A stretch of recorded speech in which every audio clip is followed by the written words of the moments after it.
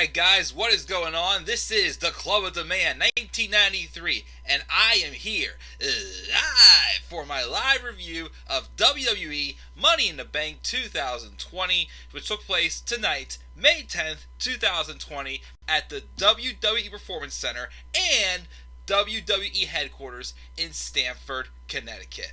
We are going to take a look back at everything that happened back on this show, and overall, I was expecting not much from this show. My whole idea was a decent show. I didn't expect much from this show. And I think it was a satisfying, passable show. Not one I'm going to really remember. Nothing that memorable happened on this show. No matches really sucked.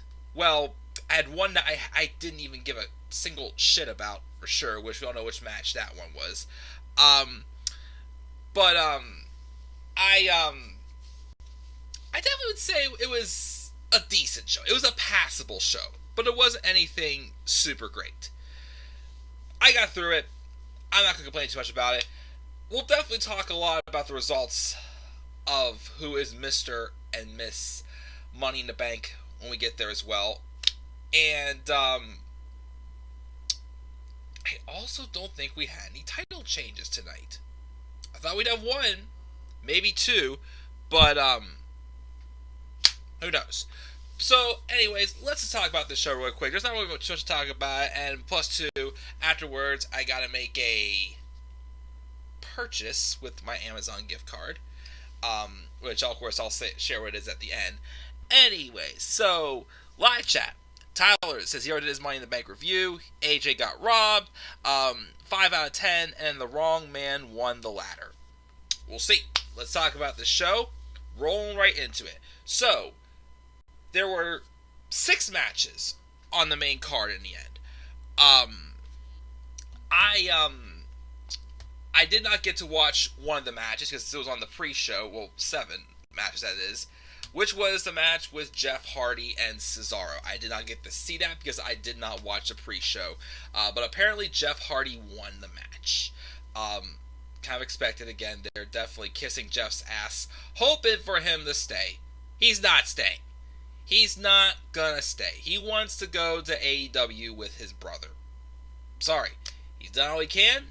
I think he had, nothing too spectacular, but a satisfying return run for me to see him wrestle in WWE again. But obviously, him and his brother want to finish things together, so he's going to go to AEW. Vince can kiss his ass all he wants. His contract expires in September. I would say at least, well, it did happen tonight, but when Bray Wyatt does win, the Universal Championship back, I still say at SummerSlam it should be Bray Wyatt versus Jeff Hardy. That'd be a pretty good match to see. So I'm hoping for that match for SummerSlam. We'll see. But Jeff wins. I still don't know why they didn't do Jeff and Sheamus, though. Why did they do Jeff and Cesaro? I didn't hear any reasoning behind that. Anyways, though, the main card, we opened up with the match that I thought should have opened up this show, which was the Fatal 4-Way match for the SmackDown Tag Titles. The New Days, Big E and Kofi Kingston versus Dirt Sheets, Miz and Morrison. Hey, hey, ho, ho, Miz and Morrison. Hey, hey, ho, ho. All that, that fun jazz. And then, of course, we have also Lucha House Party and the Forgotten Sons. Which, I'm saying this once, and I'll say this again. Yes, I gave the Forgotten Sons credit. I did like their promo a couple weeks ago on SmackDown. And again, apparently the only reason why they got called up is because the Usos got injured. But, Jackson Ryker was ejected from the match, of course. I'm going to say this again. I still do not understand Jackson Ryker.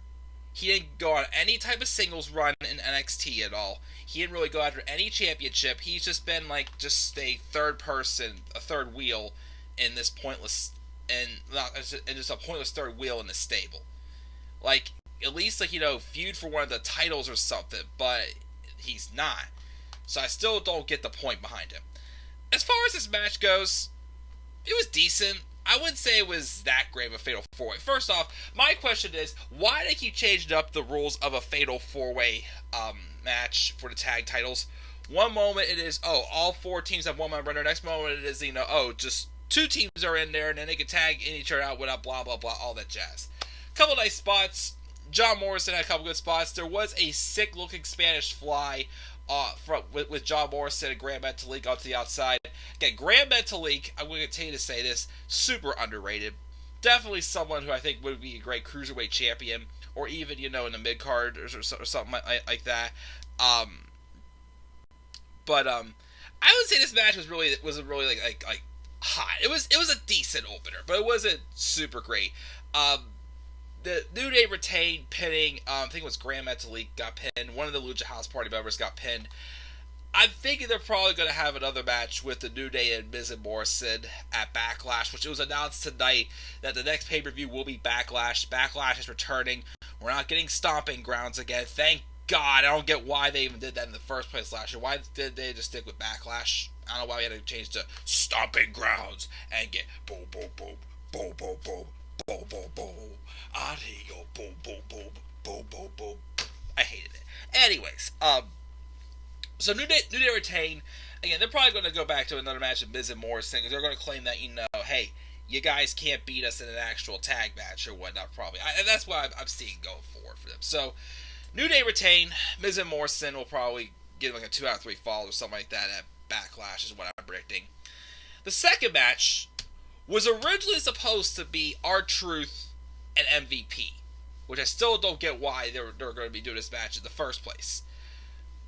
But then before the match starts, Bobby Lashley comes out, pretty much replaces MVP, and then he squashes R-Truth.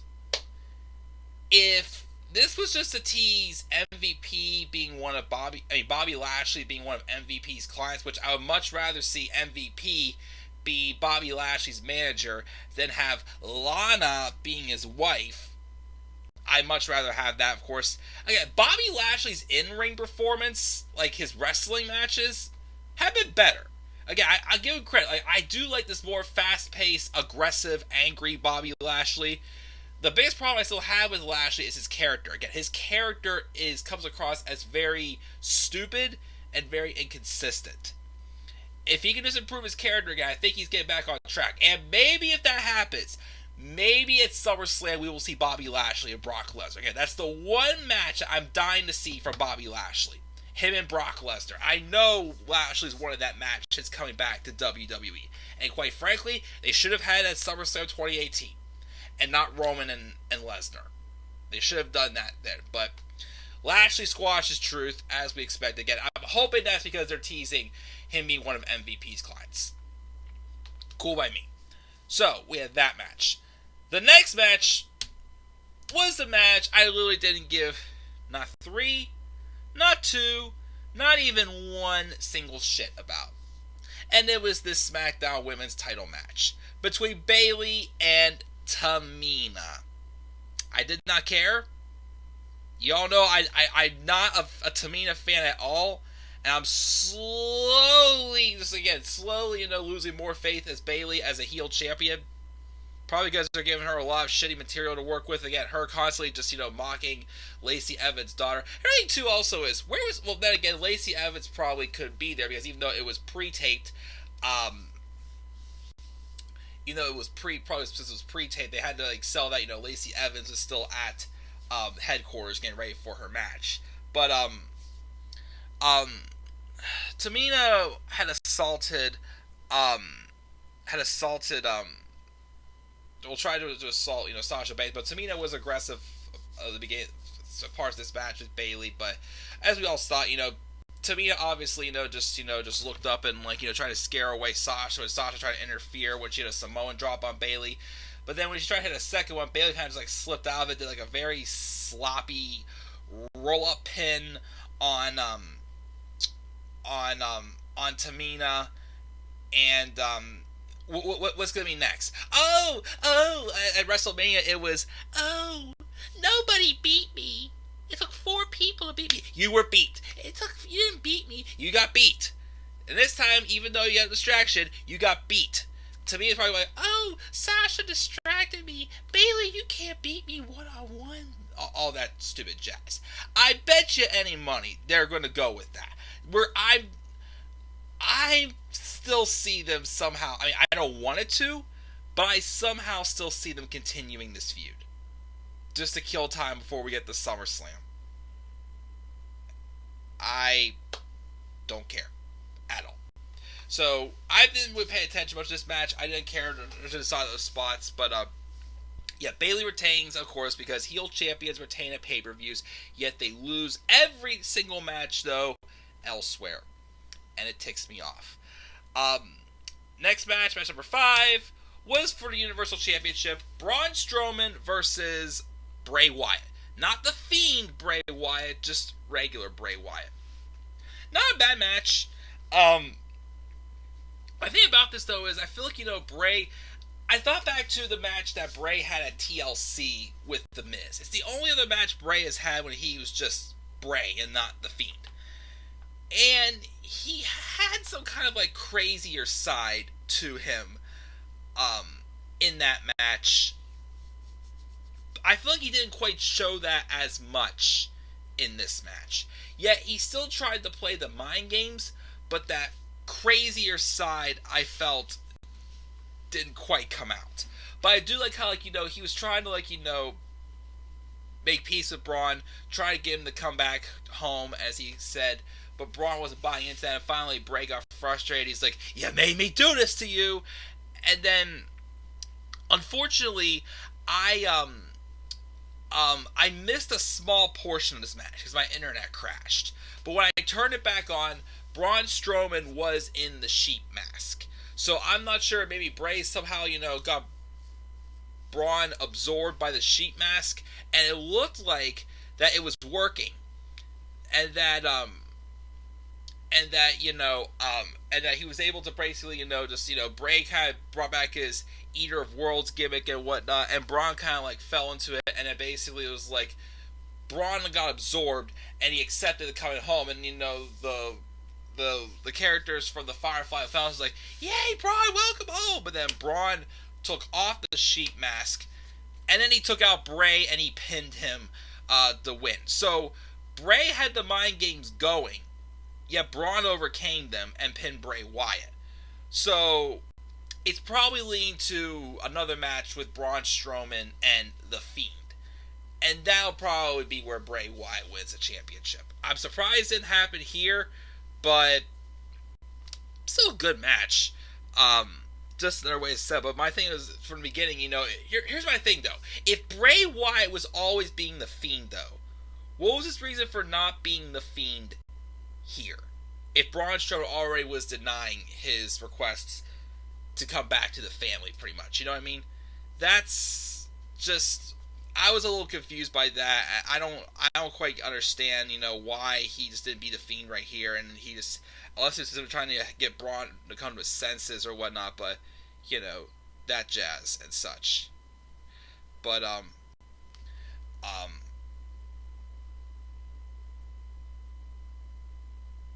one second. But that's my thing, though. I didn't think... I just thought that maybe, there should have been a little bit there. But I like the mind games, but I wish Bray would have at least shown a little bit of, a crazier side to him. How, he was, running, and he was, getting knocked down, but then he was, slamming his shoulder into the wall, just, doing some, I mean, yes, obviously, he was trying to get Braun to come to his senses and come home, but then he got angry and whatnot. I get that, but I feel like, some kind of a psychotic side I felt should have still been shown a little bit more. I mean, I guess I probably could have got satisfied with that if I would have not missed that part when it shut off. But, still not a bad match. I mean, I was looking forward to this because of their history, but I'm pretty sure this is going to continue for a match with Braun Strowman and The Fiend. And, maybe, they'll do that and then do the rematch at Extreme Rules, with some stipulation or something like that after Bray wins at Backlash. And then, again, I'm still saying Jeff Hardy versus The Fiend. Kind of inner brother Nero or something like that versus the Fiend at SummerSlam or something, just to give Jeff one last, world title shot before he goes to AEW, as I hope he does. Before I get to the main event, or the next two matches, let's check the live chat. Sorry, I got distracted by something on my phone. Anyways, live chat, what we got here? I don't think Bray and Jeff would be good. Tyler things, that's your opinion. I don't get why we didn't see the Fiend. Me neither. Backlash should be after Mania. Yeah, probably. Don't have Money in the Bank be the first one after Mania. Have Asuka cash in on Bayley. Maybe. I don't know. Maybe. It could be a swerve. I mean, we've never really seen Asuka and Bayley. Well, they had one match. Well, on the main roster, they had one match. They had their two matches in NXT, which I still like their first one better. Maybe. We'll see. Because we'll get to that, of course, when we get to the main event. Bayley's and Seth Rollins are the women's. Lose on free TV, but keep the title on pay-per-view. Well, Seth Rollins in 2015, yes. He laughed at the food fight. Let me see here. What's up, Owen? I like the bit at the end where Bray's face turned into the Fiend on and off briefly, teases the eventual match with Braun. Yeah, like I said, I didn't quite get to see it because my internet was acting up when that happened, but I'm sure that was good. And yes, I heard about Alberto Del Rio. I always hated that guy, and now I think he's getting what he deserves. That's all I'll say about that. Especially with how he treated Paige. That's not how you treat my girl. Anyways, we got the Dark Ops. I think because of all this stuff, WWE's doing great things. Maybe, yeah. I mean, I do like to try in some different things, but I still miss the audience for sure. Nothing pay-per-view pissed him off with Survivor Series 2018. Where does the whole Bayley versus Sasha feud fit into any of this? None, because they're trying to tease there's tension between them, but they're not really doing too much of it.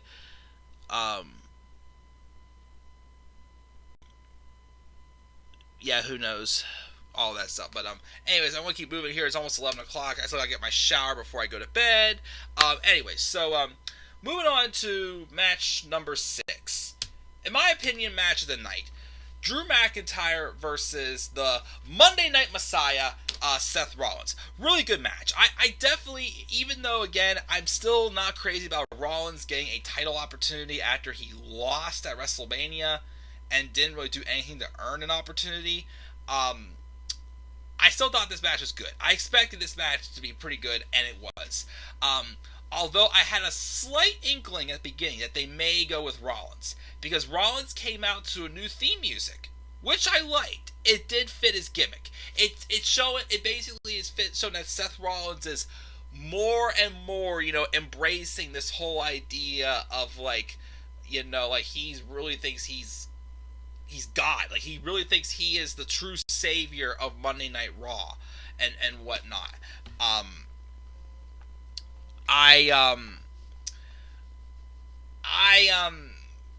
I thought maybe he would win. Like, I was thinking, okay, since that, and of course they have Buddy Murphy showed he's still loyal to him, maybe they'll have somebody else or something like that join Rollins, become another one of Rollins' disciples pretty much or something like that. I thought maybe they'll put the title on Seth. But then, of course, I thought, nah, don't take it off of McIntyre yet. And McIntyre did retain.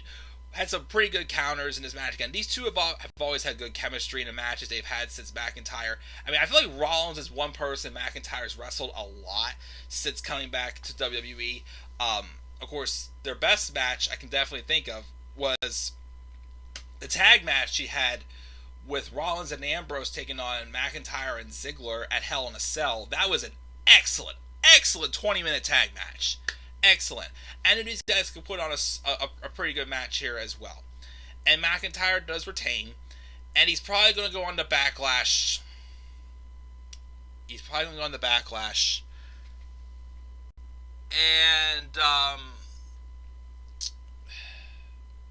fight Jinder Mahal. He's probably going to fight Jinder Mahal at Backlash. Oh, former 3MB stars. Oh, I was WWE champion before you. Yeah. You should have never been WWE champion, Jinder Mahal. But we're probably getting that match at Backlash.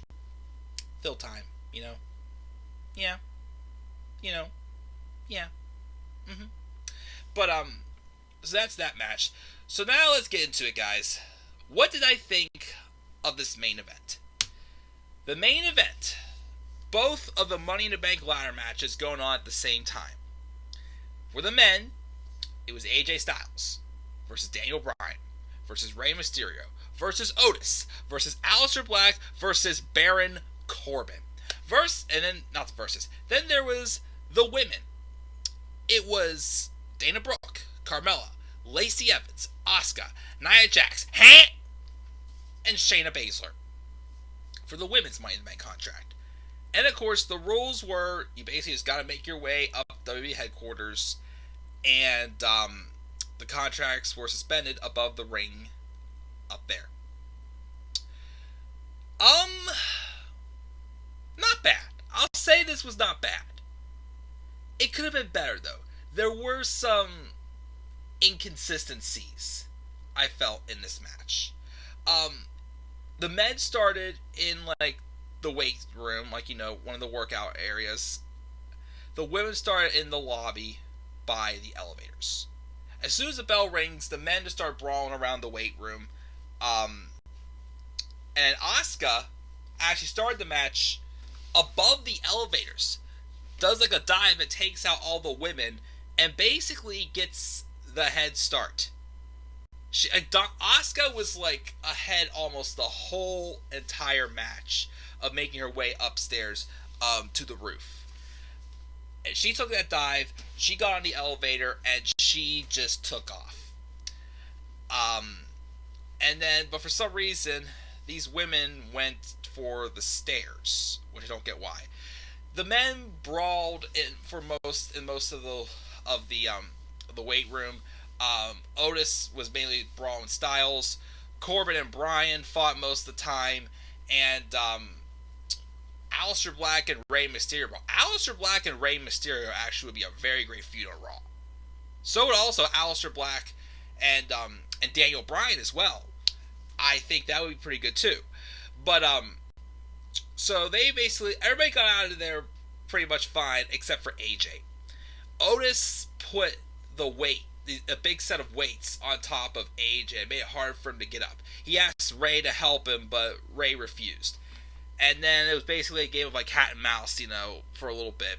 Bryan was running, Corbin was chasing him, Black chased after him, then Otis chased after Black, and then Rey was chasing after Otis, basically. That was in line until AJ finally got free. The women continued the brawl around like some conference room and whatnot, slammed her in the walls. There was a moment in the match where, first off, for the women, where they're in a conference room brawling.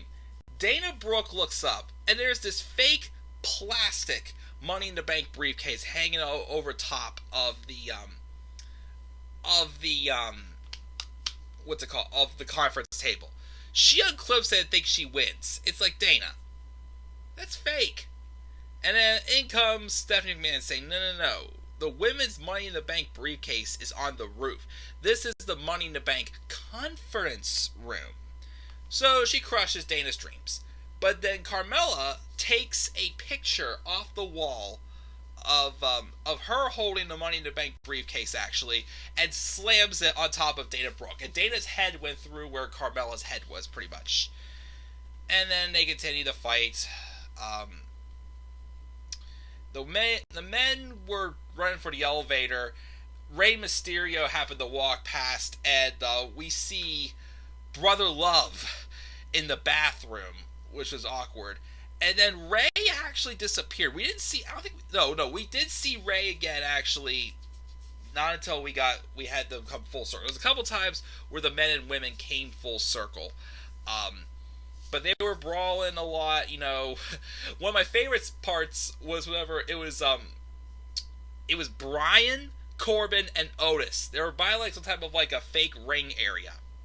And they had Corbin like tied up in the ropes. And Bryan was doing yes kicks. But while he was doing yes kicks, Otis starts going, yes, yes, yes, yes. It was hilarious. But Brian's about like, Otis, shut up. Then he starts giving Otis the yes kicks. And then Brian moves his way on. AJ Styles and Brian at one point met up. They brawled. They ended up going into Vince's office, and they got freaked out by Vince. But it was just like, then again, it's like they kind of did both take out Vince a couple years ago, which I don't. So also, why are they afraid of him, basically? So, they did that shenanigans. Corbin eventually caught them, hit him with his scepter and whatnot, and they brawled in another conference room. There was a spot also where Otis went into the kitchen. Actually, I'm a little out of order here. Otis was in the kitchen, and I thought he was gonna get like a steak. Instead, comes rolling in people power, Mr. John Laurinaitis himself, and Otis grabs a pie and pies him in the face, which I'm like, good. That was actually the last time we had seen Otis till we got to the roof, but I skipped over one or two things that went in chronological order. First one, of course, was when AJ Styles was finally got out of the weight room. He was looking for Ray, because Ray didn't help him out. But instead, he ends up, coming across a photo of The Undertaker, and he starts getting PTSD for when Taker buried him alive. He opened up a door, and there was a casket in there, and Taker's blue light, but Aleister Black kicked him in there and locked him in, basically. I don't know how AJ got out. And then another time was when I mentioned the men and women met up. Paul Heyman was sitting down, eating at some big table. This is where I thought I wasn't a big fan of it. And basically the men and women got into a food fight. Rey Mysterio, unfortunately, was like, the weakling because, Shayna Baszler put him to the Karafuda clutch, and then Otis and Nia, sandwiched Rey or whatnot. That part I wasn't the biggest fan of. And also, I think Otis had, took a big plate of, the Bella sub, so and pied him in the face. But eventually, the women made their way out to the ring first. The only women that actually got out there, though, were Nia, Lacey, and Asuka. And eventually, Asuka won the contract. After she slapped Baron Corbin off the ladder, which I was glad she did that. Asuka won the contract. I think they're going to be turning Asuka face again. I guess that Kairi Sane's just about done.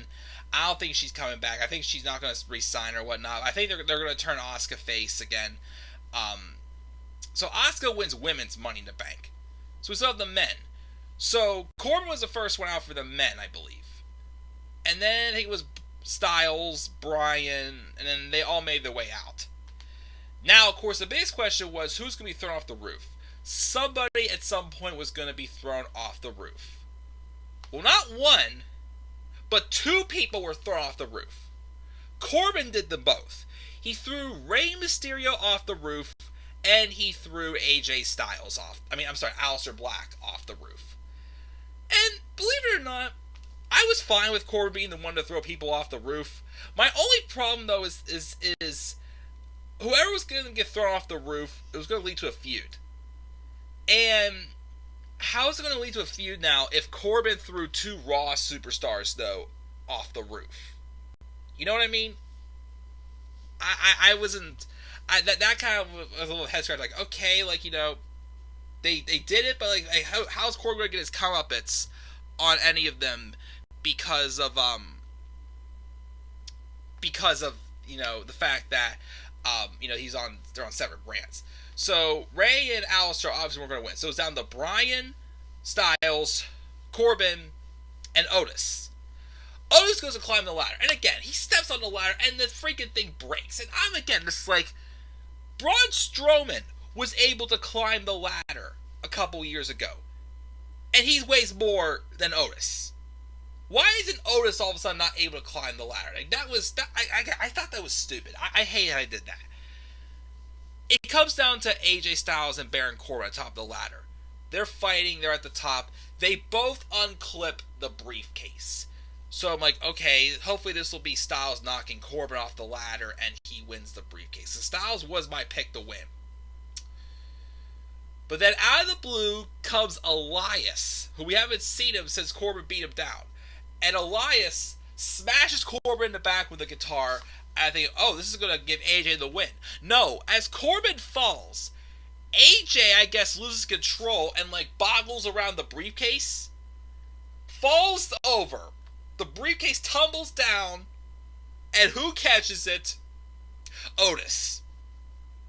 Otis catches it. And Otis is the winner of the match. Let's talk about this. So, for the women, Asuka winning it, I'm fine. My thing is, though, once again, if the briefcase is just brand exclusive, then she's lost to Becky twice. So that's my thing. And Becky said she's going after the person who has the briefcase. And the person who has it is Asuka. But again, we've seen Becky and Asuka already recently. That's my only problem. I mean, she could go after Charlotte for the NXT Women's Championship if they allow that. And try to finally get that win she's been waiting for a long time. Because I think Asuka's gotten herself over pretty well. Well, even though she's not in front of crowds, I think Asuka's definitely gone on the right track. And I think she is going to be turning face. I see it happening. Or she can go to SmackDown and challenge Bayley for something different. I'm sure Bayley could use somebody very, very fresh and not Tamina. And it'll probably lead to Becky taking on Nia Jax. But, so that's for the women. As for the men, I'm not upset Otis won. It's just an awkward thing. Because, one, they keep saying online that they've officially split up Otis and Tucker, which I think is stupid.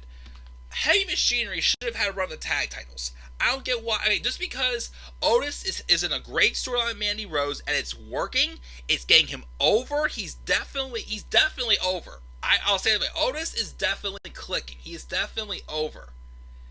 You didn't have to split up Heavy Machinery.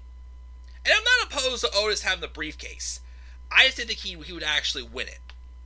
My thing is, though, is he needs to keep that briefcase for a while. Honestly, I keep it until WrestleMania next year. Keep the briefcase and build up even more. Because I don't think he's ready for a world title shot yet. I don't. I mean, he's entertaining. He's clicking. He's someone that got himself over. Well, he got into a storyline that worked. That got him over. And I like Otis. I don't think he should be cashing that in anytime soon. I think he should wait till probably around WrestleMania next year. That's what I do. So, we'll see what happens. But, yeah. That's my thoughts on Money in the Bank, guys. If I give it a grade, give it a C+. It was a decent show. It wasn't horrible. There wasn't really anything I hated. It was just happened. Let's check the live chat before I go off the air. Let me see here. Where were we at here? Rollins still one of the best in the ring, despite his critics, made Drew look good as well. Oh, yeah, definitely. I'll never take away how good Seth Rollins is in the ring. It's just, once again, he ran his mouth on Twitter, and he made himself a heel. But he's rolled with it, and it works. Drew is doing great, considering the circumstances of being a champion in an empty arena, for sure. He definitely deserves a crowd, though. Well, we knew somebody was going to get thrown off the roof. Right, again, to me, it was just it should have led to a feud, but it's not going to lead to a feud. Where's Shayna go now? She's almost like nobody. Asuka's the best in the company right now, owns the empty arena scene, and I love her Japanese pros. Whatever actually says.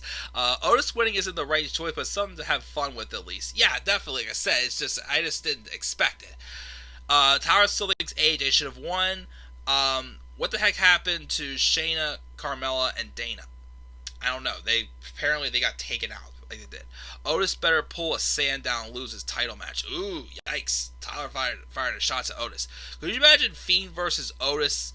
Bray does all his mind games and creepy stuff at Otis, just standing there shouting, "Oh yeah!" I guess it could be. We'll see. Otis is not ready for a world title. Again, oh yeah, definitely. Otis is not ready for a world title shot. But at least build him up with that briefcase. I didn't get to see the Undertaker documentary yet. I'll definitely check it out. I mean, that definitely is true. Once again, heavy machinery should not be breaking up right now. I'm sorry. I don't want to see it broken up. I never should have broken them up. Big mistake for sure, Vince. Hate to rush you guys off, but that's going to do it, guys. I got to go get a shower and get ready to go to work tomorrow. Got to get up around 6:30. Best of my Money Bank review, guys. I'll be back up here hopefully tomorrow night to review Raw. I'll try to get Backlash card predictions done soon. Also, that's right, because I have it in my pocket. Got to make a purchase. I've been trying my best to download Harry Potter and Deathly Hallows Part 2 for the PC. Unfortunately, none of them is working, so I'm like, you know what? It's on Amazon. It's not too bad of a deal. I'm buying off of Amazon. Cool. So that way I'll have all the Harry Potter PC games to be able to do all of them for this channel. And I'll still continue to do the Goblet of Fire. I only have about 4 more videos yet for Goblet of Fire PC gameplay. Then on to Order of the Phoenix. But that's going to do it, guys. That's my live review of Money in the Bank. Give it a C+. What are your thoughts, guys? Your thoughts down in the comment section below. Be sure as always to slap a like on the video, subscribe for more content on my channel, and follow me on Twitter at DemandAir93. And with that, guys, I have to check it out. I will see you all later. Have a great night. Peace out, everybody.